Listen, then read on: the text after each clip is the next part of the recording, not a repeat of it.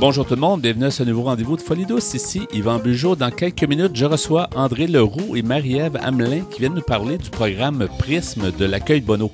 Plus tard à l'émission, nous aurons Jacques Charland qui vient pour sa part nous parler de son organisme Écoute Entraide. À l'espresso et à l'espresso allongé, le sujet sera punir son enfant. Tout ça dans la prochaine heure de Folie douce. On commence d'abord en chanson avec les 3 accords et la chanson s'intitule J'épile ton nom. Bienvenue à Folie douce.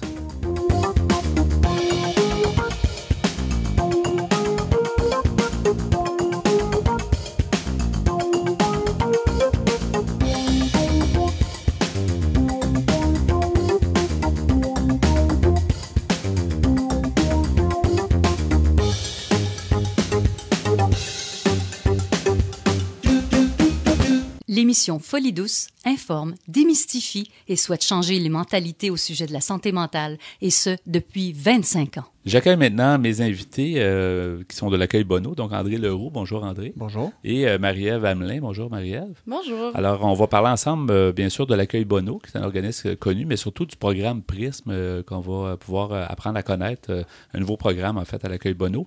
Peut-être du côté d'André, est-ce que vous pourriez nous décrire l'accueil Bonneau, c'est connu, mais peut-être pas tant que ça. Donc, comment on peut décrire l'accueil Bonneau? Souvent, on pense que l'accueil Bonneau, c'est juste de la nourriture parce que oui, on dessert de 5 à 800 repas par jour.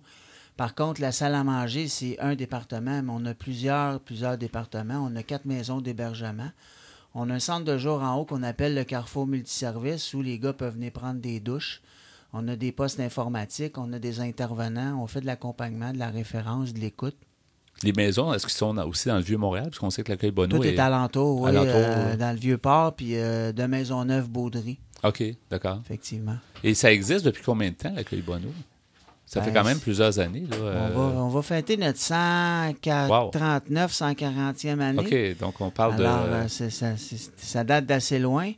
Et la réputation de l'accueil Bonneau n'est plus à faire parce que c'est reconnu, puis à travers le temps, puis à travers les organismes. Parce que c'est vrai que c'est ce qu'on voit. Si on circule dans le secteur de la rue de la Commune, on voit souvent plusieurs personnes qui attendent, par exemple, pour aller prendre un repas, à l'heure des repas, ces choses-là. Mais c'est une certaine démystification à faire, là, d'autres services qui sont disponibles, dont probablement le programme là, qui va toucher à d'autres choses, là, le programme Prisme. Effectivement, le programme Prisme, ça fait 1 an qu'on y travaille. Et Maria va nous en parler un peu plus, mais le programme Prisme, on va avoir 10 lits pour accueillir des gars qui ont des problèmes de santé mentaux et qui sont dans la rue, qui sont marginalisés, en fait. Oui. Et justement, c'est ça, Marie-Ève, comment on peut présenter ce programme-là? Vous y travaillez, toi, vous allez être intervenante, en fait, puis c'est ça, André, il travaille aussi au programme? Chef d'équipe, c'est ça? En fait, c'est ça. Moi, pour l'instant, je fais de l'accompagnement à domicile dans mon poste présentement. Donc, c'est un autre service, c'est ça qu'on fait, visiter la clientèle qu'on a à domicile pour assurer le maintien, tout ça, de l'hébergement. Puis là, c'est ça, pendant qu'on est en train de préparer, d'installer les choses pour que ça soit maintenant un service qui va être fonctionnel, le Prisme. C'est sûr que là, c'est beaucoup de préparation. Ouais. Là. Mais comment on peut le définir ou comment on peut le présenter? C'est quoi le programme Prisme? Le programme Prisme en soi, je dirais que c'est vraiment un programme de réaffiliation en itinérance et santé mentale. OK. C'est vraiment la clientèle, comme disait un peu André, marginalisée, qui a des problèmes de santé mentale. Au niveau beaucoup psychotique, je dirais, on parle de schizophrénie, de gens qui vont, tu sais, malheureusement, des fois se retrouver dans des endroits, puis parler à haute voix seul, puis on voit visiblement que ces gens-là, ils ont besoin d'aide. C'est pas des gens tout le temps qui ont été reçus à bras ouverts, sans jugement, partout dans la vie. C'est des gens, je veux dire, ils vont dans les hôpitaux, ils sont retournés 1 heure, 2 heures, 24 heures après, tout dépendant, mais tu sais, ça va être des séjours qui sont rapides. Ils vont être reçus, des fois, avec des regards pas toujours super accueillants. Puis des fois, c'est seulement leur méfiance. Ils ont entendu des choses, ils ont vécu des expériences pas agréables, où ils se sentent seulement, tu sais, sont pas à l'aise d'aller chercher les services plus traditionnels, comme les hôpitaux, les cliniques, tout ça. Donc, ça donne vraiment l'accessibilité à ces gens-là de se retrouver dans un endroit où est-ce qu'ils ont un sentiment d'appartenance comme l'accueil Bonneau, qu'ils se sentent bien, qui ont des intervenants de confiance, qui vont connaître un peu plus aussi la problématique de l'itinérance, mais aussi les connaître eux, qui vont les considérer, qui vont les accepter tels qu'ils sont sans aucun... Ça va être un milieu de vie aussi. C'est un milieu de vie, exemple, de 0 à 3 mois, je dirais. Il y a des gens qui n'ont pas d'aide sociale, qui n'ont rien, qui n'ont plus de papier d'identité. Bien, ce milieu de vie-là va permettre aussi les intervenants, la travailleuse sociale, l'infirmier, le médecin. On va aider ces gars-là à réavoir leur carte d'identité, faire des démarches avec l'aide sociale, une évaluation avec un psychiatre. Ils vont probablement, après ça, recevoir de la médication, ce qu'ils n'ont pas dans la rue. Ouais. Et avec ça, tranquillement, puis le lien de confiance que comme disait Marie, les gars, ils vont pas à l'hôpital, tu sais. Fait que nous, on les connaît, on a un lien avec ces gars-là parce que l'accueil Bonneau, on travaille en itinérance depuis de nombreuses années, fait qu'on les connaît quand même bien. Et vous faisiez face à cette problématique-là de santé mentale, donc le besoin était là, je me demande, de créer ce programme-là pour avoir un programme dédié au niveau santé mentale, parce que c'était peut-être pas aussi clair, là, vous les voyez, ces gens-là. Parce que ces gens-là qui arrivent en crise, nous, on les accueille, on est un centre de jour, on essaie de les référer. Exemple, si on travaille avec, exemple, urgence psychosociale, on fait une démarche, on va les amener à l'hôpital, mais ça dure à peine une journée, ils sont déjà dehors. Ouais. Alors, ça continue encore, la crise continue. Alors, ce secteur-là va permettre une stabilité, une prise en charge. On est là, on va être là pour décompresser. Et c'est sûr que ça va donner des résultats positifs. Oui. Pourquoi avoir créé justement le programme? Est-ce qu'il y avait une demande du milieu? Est-ce que vous vous êtes rendu compte qu'il y avait une partie de votre clientèle qui n'était pas prise en charge? Qui a eu l'idée ou comment ça s'est mis en place? La rue amène la santé mentale à long terme, moyen long terme, à différents niveaux. Et on a vu depuis de nombreuses années des gars se détériorer psychosocialement. La maladie mentale embarquée. Il y en a qui ont eu des diagnostics, il y en a qui les ont pas eu encore. Alors, plus la consommation, c'est clair que le taux de gars en situation précaire a augmenté. Puis le nombre de crises a augmenté. Le centre-ville, on le sait, on entend souvent parler des gars sur le coin de la rue Sainte-Catherine qui va parler tout seul à haute voix, il va faire peur aux citoyens.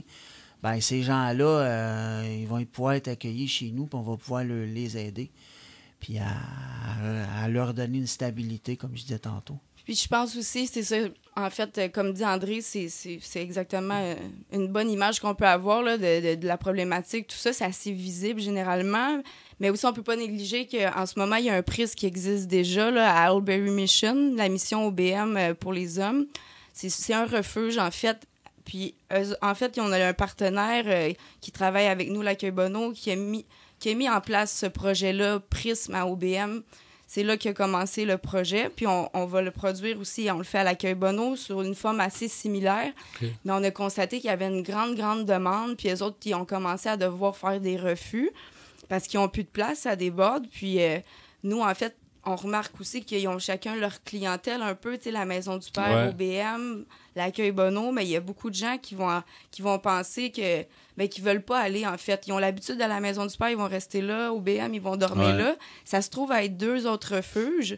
Puis nous, à l'Accueil Bonneau, on n'est pas un refuge. Mais il y a beaucoup de gens qui viennent depuis tellement d'années, qui dorment nulle part. Du moins, ils vont dormir à l'extérieur, ils veulent pas utiliser les refuges. Fait que nous, on va vraiment aussi aller chercher ces gens-là qui dorment nulle part, qui utilisent des fois aucune autre ressource que l'Accueil Bonneau, qui dorment à l'extérieur. Donc, ça va vraiment rejoindre des gens, c'est ça, qu'on va revoir tout le temps, tous les jours, puis que finalement, il y aurait vraiment besoin de soins. Puis ça va être vraiment une bonne façon d'avoir le traitement pharmacologique, puis en même temps psychosocial. Je pense que le prix, c'est comme une formule assez complète pour... Ça passe par l'hébergement aussi, là, dans votre cas, quelque chose qui n'était pas nécessairement offert, mais là, quand on parle des fois de 2-3 mois, ben, ça va prendre il y a de l'hébergement là-dedans. Puis oui, après un séjour au PRIS, ben ça sera possible de venir habiter dans une de nos maisons. OK. Donc, il va y avoir un lien qui va se faire. Et le PRIS comme tel, parce que vous parliez à Oldbury Mission où il y a ce programme-là, est-ce que c'est un type d'intervention pour que ça s'appelle PRIS? Est-ce que c'est une façon de faire ou est-ce que c'est un genre de modèle qu'on peut parler comme programme? Ou, pourquoi ça porte le nom de Prisme? On appelle ça le projet de réaffiliation itinérance en santé mentale. OK, donc c'est vraiment typique sur ça. Ouais. Puis il y a peut-être une certaine façon de faire, là, un certain mode d'emploi, en fait, pour bien mener à terme, en fait, les interventions. Je pense que ce qui est la clé gagnante de Prisme, en fait, c'est vraiment que ce soit un projet multidisciplinaire, en fait. Tu sais, c'est vraiment, comme dit André, un peu le travail social, l'infirmier, mais tu sais, le CHUM travaille aussi en partenariat avec nous, avec Oldbury Mission. Je pense que le fait que tout le monde y mette un peu du sien avec ses atouts, là, ça crée vraiment un bon support aux gars à tous les niveaux, là, avec les psychiatres aussi qui vont être sur place, qui vont amener vraiment... souvent, c'est le psychiatre. C'est aussi ici, maintenant, souvent avec notre clientèle, ils vivent dans le moment présent, puis avoir un rendez-vous des fois ou passer par plusieurs rendez-vous, plusieurs endroits, une clinique par-ci, par-là, mais ça fait décourager les gens. Puis, pendant longtemps, on sait comme il y a des problèmes, il y a des problématiques dans les rues. Ça. J'imagine qu'il y a eu une volonté, puis il y a de l'argent qui a été investi par quelqu'un, par un organisme pour que vous puissiez mettre ça en place. Parce que les besoins sont là depuis longtemps. Donc, qu'est-ce qui a fait que vous avez pu mettre le projet, travailler sur le projet pour le développer puis le mettre en... Bien, comme je disais tantôt, ça fait 1 an que la direction de l'accueil Bonneau avec le CHUM, avec le docteur Farmer, exemple. Oui. Et, qui est bien connu, qui et Jason Champagne, qui travaille au CIUS, ben, il y a eu un beau travail. Puis le projet, ça va être un projet pilote d'1 année. Puis après ça, ben, on va travailler très fort pour que ça continue parce que la demande est là puis la clientèle est au rendez-vous. Oui. Qu'est-ce que vous aimeriez dans les objectifs? Il nous reste une couple de minutes. Là, qu'est-ce que vous aimeriez accomplir justement dans ce projet-là, dans cette année-là et éventuellement d'autres années? Vos objectifs ou vos espoirs en termes d'aide, ça serait quoi? Est-ce que vous avez déjà des espèces d'objectifs?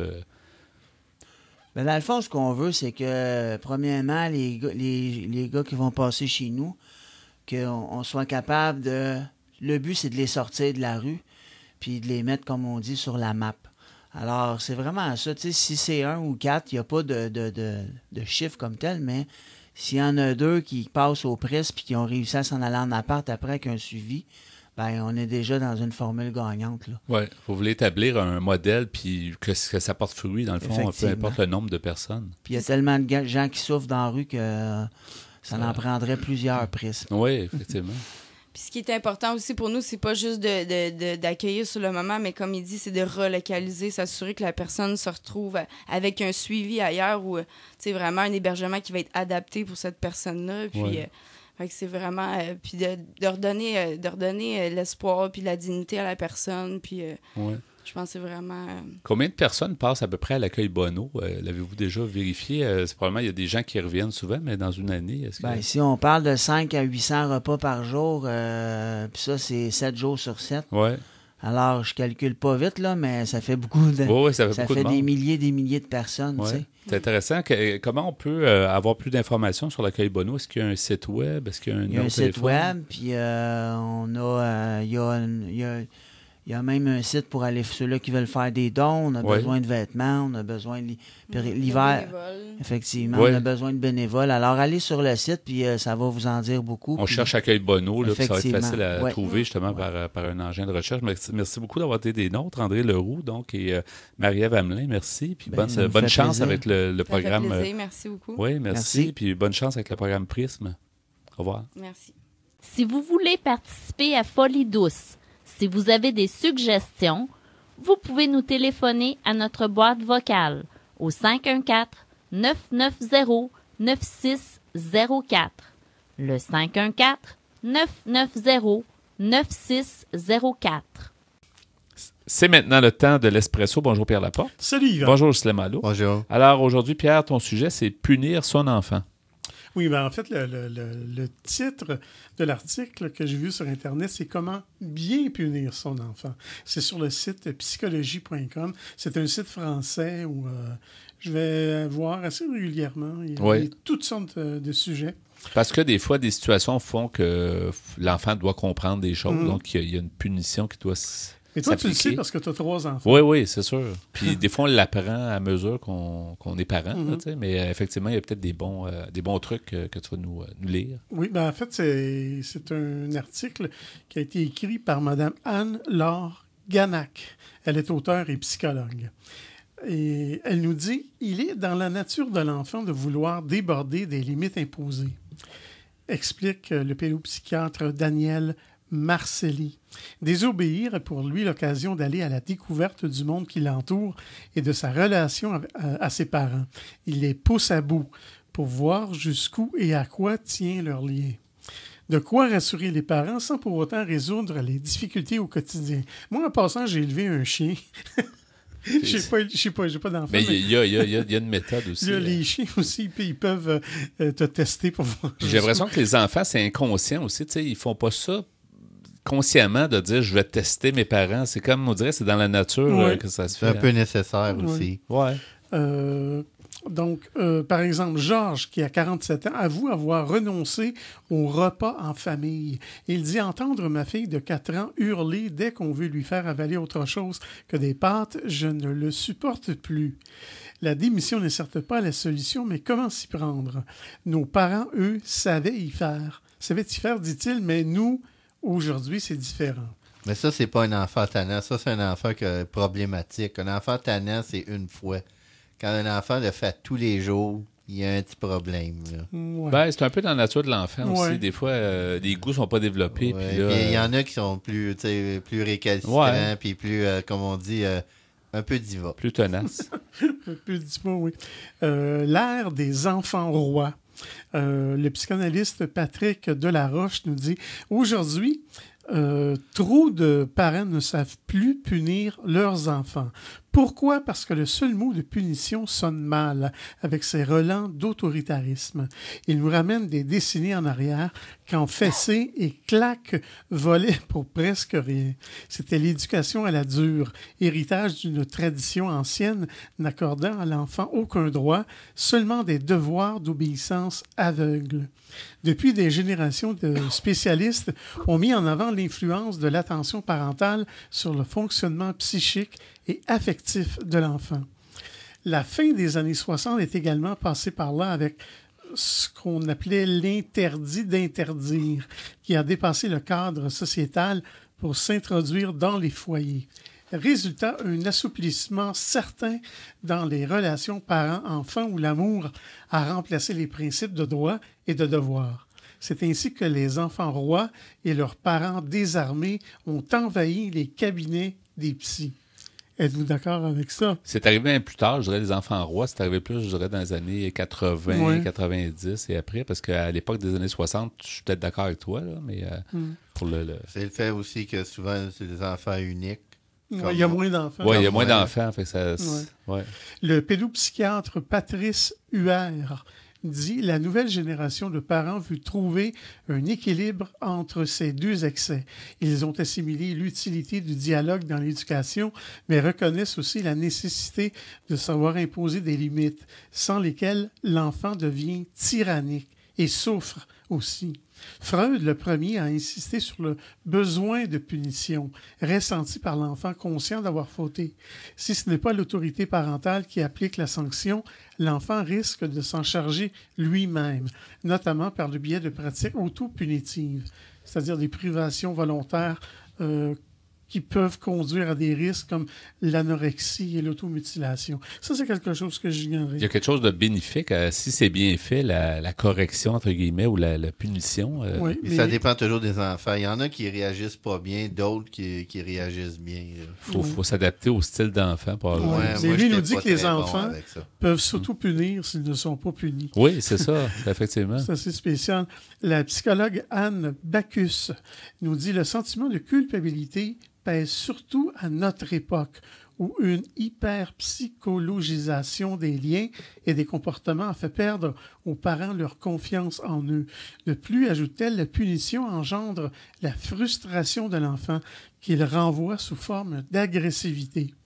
Une agressivité que le parent a du mal à supporter car il la considère comme la preuve d'un désamour.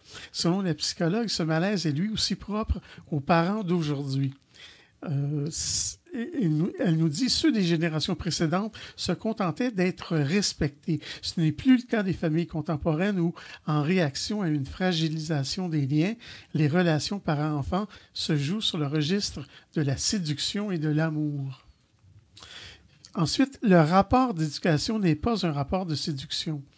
Le psychologue Patrick Traube nous dit « L'éducation repose sur un système de règles qui doivent permettre à l'enfant de comprendre la différence entre ce qui est autorisé et ce qui est interdit, et par extension entre le bien et le mal. Or, une règle n'en est une que si elle est assortie d'une sanction en cas de transgression. » Oui, puis savoir aussi quand est-ce que tu peux transgresser les lignes ou pas. Oui. Parce que savoir quand un enfant, c'est nécessaire de chialer et pas nécessaire. Oui, mais il faut permettre aussi, je dirais, aux enfants de déborder un peu. Ouais. C'est des enfants parfaits. Là, ça La plupart du temps, c'est le gros bon sens qui fait la...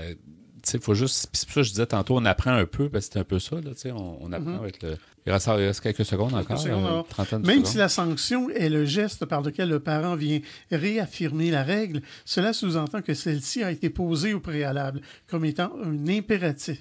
Le discours parental doit être sans ambiguïté. Par exemple, plutôt que « je souhaiterais que tu rentres avant minuit », on devrait dire « je te demande d'être là avant minuit ». L'intonation, les regards et la gestuelle doivent aller dans ce même sens. On va poursuivre de toute façon à punir son enfant. Donc, les trucs, comment bien punir, en fait, si on peut bien le punir. Donc, merci Ghislain, merci Pierre. On poursuit à Folie douce, demeurez les nôtres.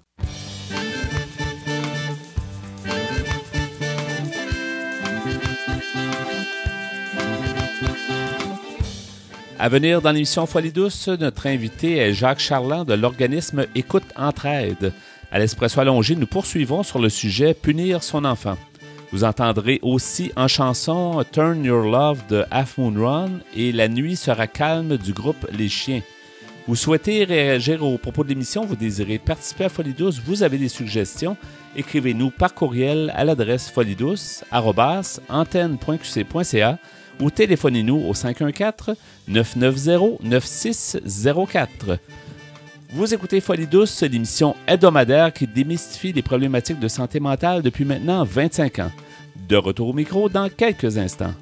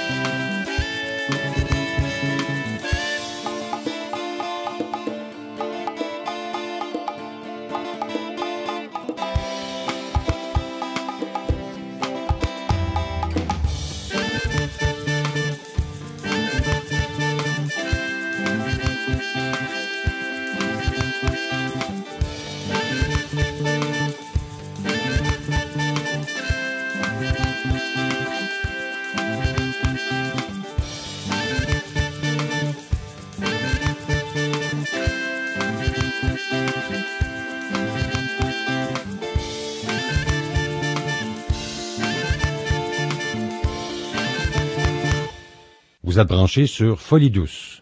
Soyez au courant des multiples thèmes de la santé émotionnelle. J'accueille maintenant mon invité qui est Jacques Charland. Bonjour Jacques. Bonjour. Bonjour, alors bienvenue encore une fois à notre émission. Tu viens nous parler aujourd'hui de l'organisme dont tu t'occupes. Et c'est un organisme il y a eu une certaine évolution récemment, entre autres au niveau du nom, puis je pense au niveau de la philosophie. J'aimerais que tu nous en parles. L'organisme s'appelle Écoute Entraide. Oui. Et autrefois, tu es déjà venu à l'émission pour nous parler de l'organisme Déprimé Anonyme. Oui. Donc, c'était là, mais il y a eu un changement. Donc, j'aimerais ça que tu nous expliques un petit peu...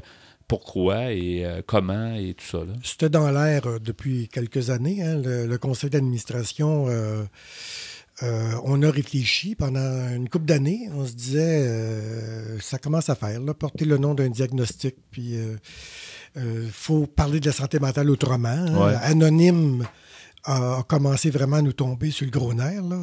Anonyme, ça allait plus là. Parce que à une certaine époque, c'était utile d'avoir ça, d'avoir le côté de ne pas avoir à s'identifier. C'était dans la culture. Dans la culture. Dans la culture. C'est encore un peu le cas, mais de moins en moins, les gens ont moins de difficulté à à sortir. Se sortir aussi du mot dépression. Hein? Parce que même encore aujourd'hui, quand on parle de santé mentale, même la pub, toute la promotion, ils sont tentés de tout mettre dans le panier de la dépression. Ouais. Hein? On ne parle pas de la santé mentale en général. Alors, Ouais. dès qu'on parle de quelque chose d'autre, de la dépression, ça fait peur encore. Là. Ouais. Quelqu'un qui souffre de schizophrénie, quelqu'un qui souffre de bipolarité. Oups!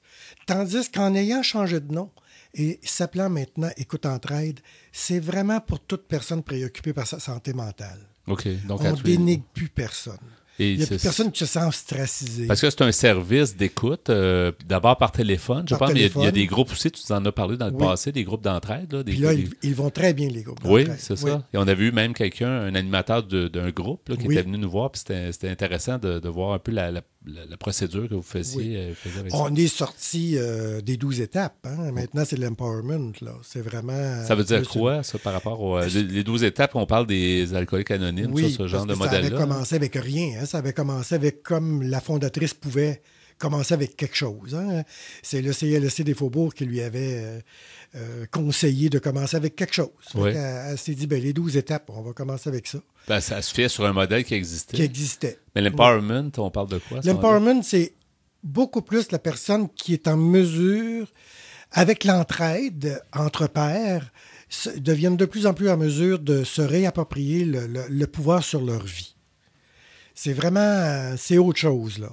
Tu sais, on encourage les initiatives, on encourage l'entraide, on encourage la socialisation, on encourage, tu sais, les gens préfèrent ça d'ailleurs, là. Ouais. Voient beaucoup moins quelque chose qui s'ostracise là, comme avant. Là, tu sais, maintenant, mais ils peuvent en parler à quelqu'un d'autre puis dire, viens-tu, c'est intéressant. Il y a des belles personnes qui fréquentent le groupe. C'est plus du tout comme avant. Là. À combien tu évalues, mettons, votre action comme organisme au niveau de l'écoute téléphonique versus les groupes? Est-ce que les groupes commencent à prendre quand même pas mal d'espace? Oui. À combien tu peux comparer? Là, l'année achève. Là, je vais pouvoir avoir mes stats là, parce qu'on rentre des statistiques au fur et à mesure des semaines. Ouais. Et c'est un petit peu différent. On voit que les groupes d'entraide attirent des personnes un petit peu plus matures, plutôt en haut de la cinquantaine. OK. La ligne d'écoute, c'est beaucoup plus 45 ans, entre 35 et 45 ans. Alors, il y a une petite différence là, dans la clientèle qu'on sert. Là. Donc, la ligne d'écoute ou les groupes d'entraide. Vous élargissez un petit peu votre clientèle en faisant ça. Là. Maintenant, on reçoit des appels qu'on n'aurait jamais reçus avant si on s'était encore appelé les déprimés anonymes. Oui, et c'est d'un peu partout, je pense. Hein. Vous êtes situé à Montréal, mais vous recevez des appels d'un peu partout. Là. On a une ligne à 800. Exactement, oui. c'est ça. Et si on vient avec l'organisme, en fait, tu parlais tantôt de la fondatrice. Il y a une fondatrice qui a fondé, à quel moment ça a été fondé, le Déprimés anonymes à l'époque? Là? En 1978, Francine Dufresne, qui était journaliste à la presse, a vécu des moments difficiles dans sa vie et trouvait que dans ces années-là, il n'y avait pas beaucoup de services. Si à un moment donné, la personne était bien down, était en voie de dysfonction, il fallait qu'elle s'en aille à l'hôpital. Alors, Francine Dufresne, elle se disait, ça n'a pas de sens. Là. Il me semble, elle a passé une annonce, vu qu'elle était journaliste, ça devait être facile. Là. Mm-hmm. Et puis, dire aux gens, ceux qui vivent une période difficile dans leur vie, on pourrait peut-être se rencontrer, puis en parler, puis on s'aiderait. Puis ça a commencé comme ça. Okay. Et là, elle était loin de se douter qu'elle serait victime de son succès. Là. Ça, c'est en 1978. Ça a démarré avec rien. Alors, vite, elle a eu besoin d'aide. Et elle s'est adressée au CLSC des Faubourgs qui l'ont aidée. CLSC des Faubourgs, ils ont prêté un petit coin, une petite salle. Là, ils ont vu qu'il y avait de plus en plus de personnes. Fait que là, ils ont dit, là, on te conseille de démarrer un organisme. Il faudrait que tu t'enregistres, que tu t'incorpores, que le premier conseil d'administration se forme. Alors, elle a été prise un petit peu au dépourvu. Alors ça s'est incorporé en 79. Le 6 juin 79, ça s'est incorporé. Et puis, ça n'a jamais arrêté depuis ce temps-là. Elle est là pour suivre quand même son engagement? Ou ça... Comme 18 mois à peu près, comme moi j'ai vu dans les archives, là, dans toutes mes filières là, que j'ai pu lire. Là, 18 mois. Mais ça n'a pas été long, que ça a tellement été populaire que c'est le premier président du conseil d'administration fondateur qui s'est mis à faire de l'écoute dans son salon. OK. Ça a commencé bête comme ça. Là. Ça n'existait pas, hein, ces services-là. Il y en avait très peu. Il y avait telle aide en 79, il y avait telle écoute. Il y en avait très peu. Oui, puis il y avait des différents mouvements, comme on parlait tantôt, d'alcooliques anonymes, un peu partout, des trucs comme ça. Mais c'était tout caché, c'était underground. Exactement. Ça, oui. Même jusqu'à aujourd'hui, Alcooliques anonymes, c'est des initiés qui savent où les réunions se fassent. Puis oui, ça, ils ont un carnet, hein, puis ils savent où aller. C'est ça. Alors que, vous autres, vous avez pignon sur rue. Vous êtes, tu nous l'avais déjà mentionné, tu es sur la rue Beaubien, je pense. Oui, sur Saint-Vallier, au presbytère de la paroisse Saint-Édouard. Nous, on ne donne pas notre adresse parce que nous sommes d'une ligne d'écoute. Ouais. Alors, il y a une tranquillité qui n'est pas adhérente. On ne peut pas recevoir la clientèle. Ouais. Alors, nos groupes d'entraide se passent ailleurs. OK, c'est pas sur place. Oui, il y en a un qui est dans le presbytère même, un étage au-dessous. Puis, il y en a un autre au Patrouille Prévost. OK, d'accord, qui est quand même dans le même secteur à peu près. Oui. Il fallait négocier avec d'autres organismes pour que nos locaux soient gratuits, là, parce qu'on n'a pas les moyens. Hein. Exactement. Et comment, donc, gros changement qui s'est fait en 2016, en fait, c'est ça? Oui, 3 février 2016, on recevait la confirmation du registraire des entreprises qu'on pouvait, let's go, on fait les changements de nom. Et c'est pas juste le nom, parce que j'imagine que toi, à l'interne, tu disais que tu t'en parlais avec le CA et tout ça, mais les gens, c'est une autre façon de voir les choses. C'est donc, est-ce que tu as eu à, je sais pas moi, à coacher, comme on dit en français, les gens pour dire, écoute, là, on s'en va dans cette direction-là, on n'est plus un groupe... Ça a été très facile. Oui. Très, très facile.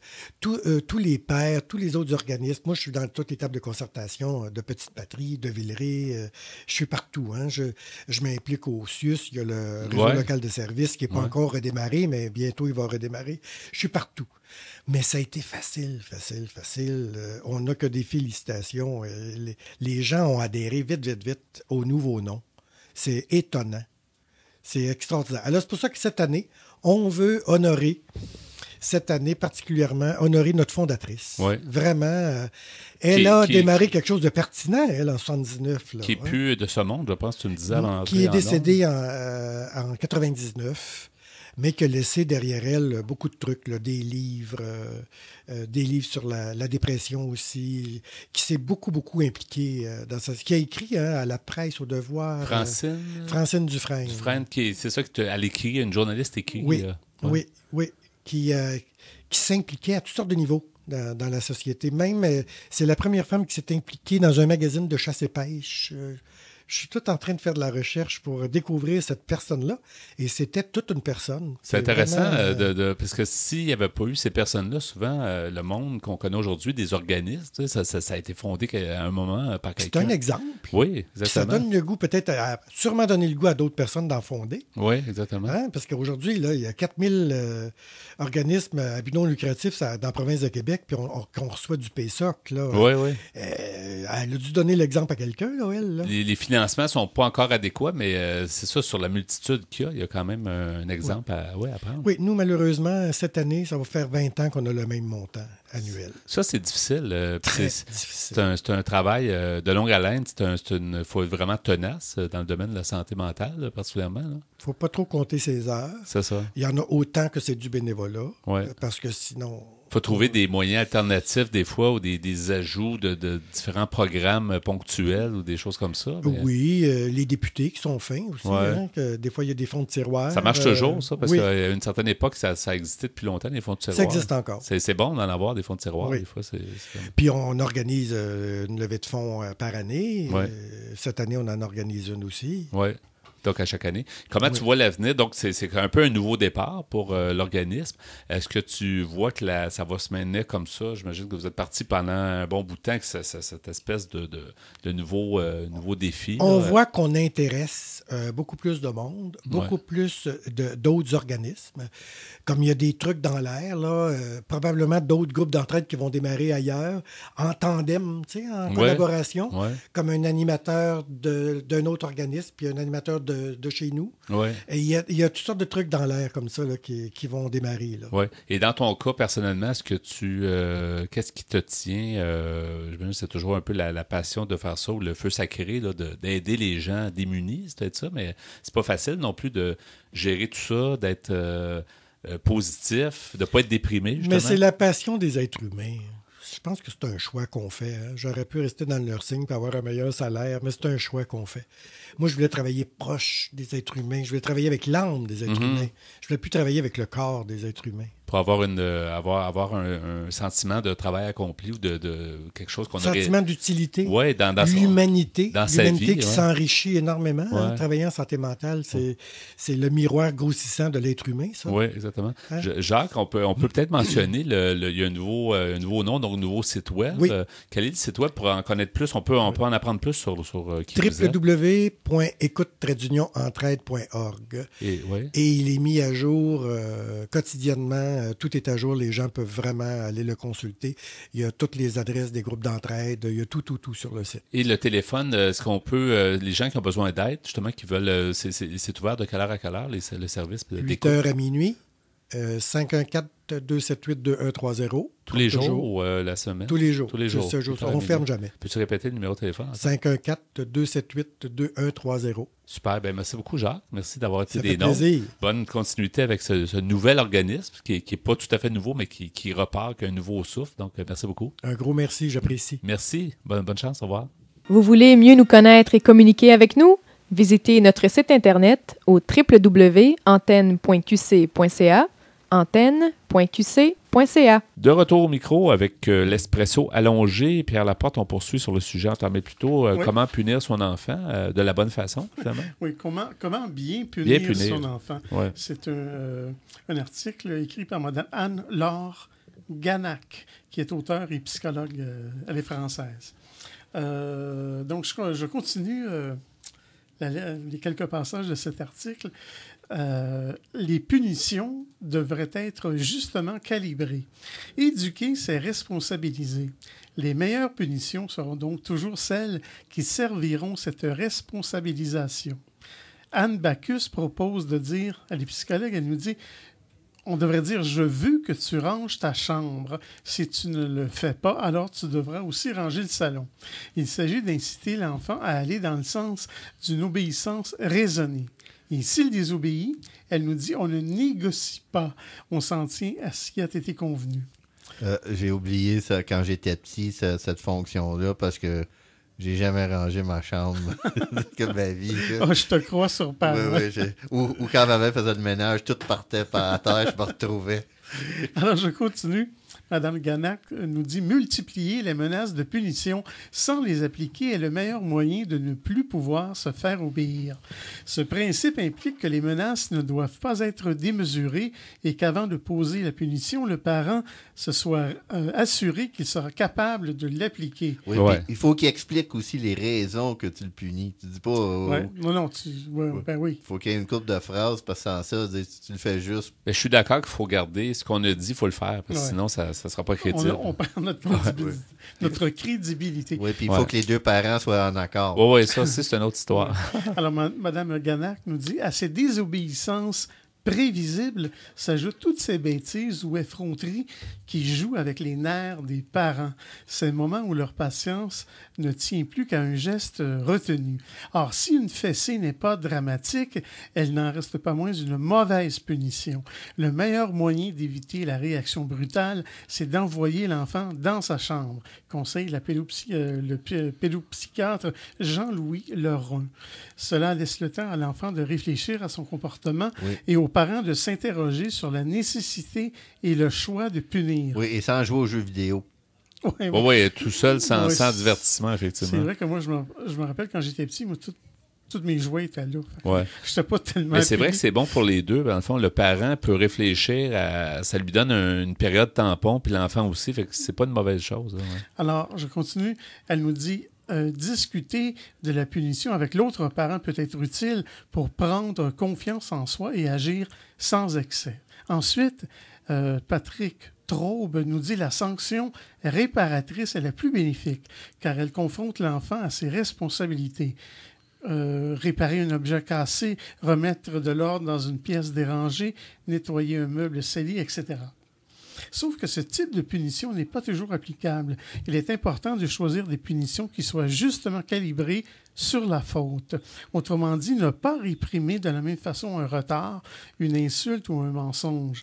L'échelle de punition doit rendre compte de l'échelle de gravité des fautes et indirectement de l'échelle de valeur posée par les parents. Oui, puis il faut toujours garder un peu le sens, comme je dis tout à l'heure, la dissidence des enfants, parce qu'il y a des enfants qui sont trop sages, c'est pas bon ça non plus. Là. Mais il y a des enfants aussi qui réagissent plus à certains types de punitions que d'autres. Il faut aussi t'ajuster ton type de punition selon l'enfant. Puis moi, pas pantoute. Il doit y avoir quelque chose. On peut peut-être pogner ton...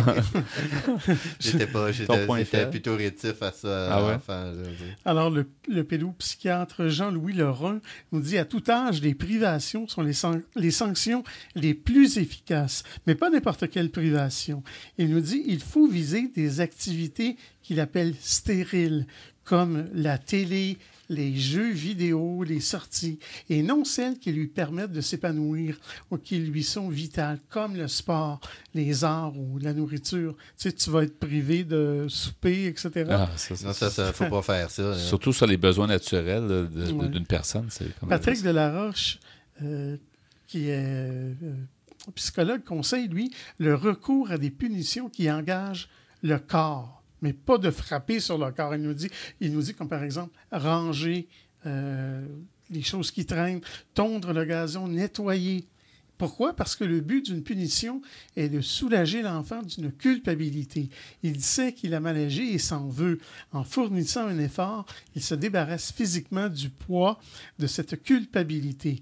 Monsieur Delaroche nous dit « Il se dépense pour payer sa dette. Ces punitions sont surtout valables pour les enfants de plus de 5 ans. » Et ça donne une pause aux parents en même temps, parce que les tâches peuvent être faites par les enfants. C'est excellent. C'est vrai.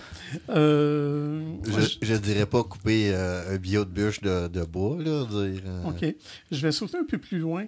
Madame Anne-Laure Ganac, qui est elle-même psychologue, nous propose 5 raisons d'éviter la fessée. Premièrement, elle est un coup porté à un enfant, ce qui est naturellement condamnable. Deuxièmement, la fessée est un aveu de faiblesse. Le parent montre qu'il n'a pas su se maîtriser, ce qui le dévalorise aux yeux de son enfant. Celui-ci en conclut que ces provocations peuvent l'emporter sur la force psychique de l'adulte. Troisièmement, elle banalise la violence. L'adulte laisse entendre que frapper est le seul moyen de mettre un terme à un conflit, règle que l'enfant risque d'appliquer à son tour en optant pour des comportements violents. Quatrièmement, la fessée est humiliante. L'enfant se sent mal aimé, ce qui va se traduire par des attitudes toujours plus négatives qui vont lui coûter d'autres fessées, et etc. C'est un cercle vicieux qui appelle à toujours plus de violence de part et d'autre et qui empêche la construction d'une bonne estime de soi chez l'enfant. Et dernièrement, la fessée est inefficace. Si l'enfant lâche prise, c'est par peur, non par raison. Il n'en tire aucune leçon. Et les causes du conflit sont toujours là, prêtes à produire une prochaine crise. Sous le coup de l'impulsion, le parent le mieux intentionné peut être amené à lever la main. Dans ce cas, une fois la crise passée, il est important de s'expliquer sans se confondre en excuses. Ben voilà, c'est quand même des bons trucs. Merci beaucoup. Oui, on ne se confond pas en excuses pour ton blog. Non. Je ne te donnerai pas la fessée. Non, sûrement pas. Pas que ça ne me tente pas. Une autre fois, peut-être. Ouais, merci, Pierre. Ça n'a pas la même connotation. Merci, Ghislain. On poursuit l'émission Folie douce. Demeurez des nôtres avant que ça dérape. Folie douce est disponible pour écoute sur YouTube. Cliquez le lien sur notre site web antenne.qc.ca. Quelques secondes pour conclure ce rendez-vous de Folie douce. Ghislain Malo, la nomenclature des chansons qu'on a présentées à l'émission, votre choix à toi et à Pierre. Oui. On écoutait en début d'émission « J'ai pile ton nom ». Oui, des 3 accords. On a pu entendre « Le vol des signes ». De Laurent Lamarca. En deuxième demi, « Turn Your Love ». De Half Moon Run. Et à l'instant, « La nuit sera calme ». Du groupe Les Chiens. Ben voilà, merci beaucoup Ghislain. Merci pour ta participation également au micro. Merci Pierre à la mise en onde. Salut Yvan. Et également tes blocs où on a appris beaucoup de trucs. Punir son enfant, donc comment bien punir pour que ça soit productif, en fait, pour pas que ça marque l'enfant à vie. Donc c'est intéressant. Je remercie nos invités, notre invité en début, nos 2 invités en fait en début d'émission, André Leroux et Marie-Ève Hamelin de l'Accueil Bonneau, nous ont parlé du programme Prisme. On a pu avoir aussi en deuxième demi notre invité Jacques Charland qui nous a parlé pour sa part de l'organisme Écoute Entraide, un nouveau nom donc pour son organisme. C'était donc le menu de Folie douce cette semaine. C'est Yvan Bugeaud à l'animation. Bonne semaine et à la prochaine Folie douce. Au revoir.